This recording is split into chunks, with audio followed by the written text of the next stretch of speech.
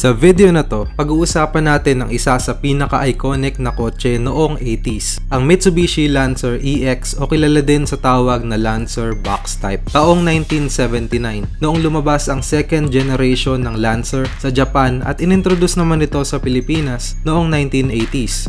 Kakaiba ang naging design nito kaysa sa naunang L-Type Lancer o Coca-Cola Body Lancer. Inilabas ito ng Mitsubishi na may boxy design o parang hugis kahon. Timeless at classic ang design. Minarkahan nito ang pagtatapos ng Marcos era noong 80s. Dahil humina ang automotive industry noong mga taon na yon, ang mga natira na lang halos na mga kumpanya ay itong Mitsubishi at Nissan para magsilbi sa Philippine car market. Wala ka ng halos pagpipilian na affordable family car noong mga panahon na yon. Kung bibili ka ng kotse noong 80s, ang pagpipilian mo lang halos ay itong box type Lancer o owner type Jeep. Sa function naman, makukuha mo dito lahat ng basic features tulad ng air conditioning, radio, smooth suspension, malinis na dashboard at meron din itong basic manual transmission. Dahil dito, madaling ayusin at palit-palitan ang mga parts at features nito. Merong tatlong engine options ang inilabas para sa box type. Ang una ay ang 4G33 engine na may 1.4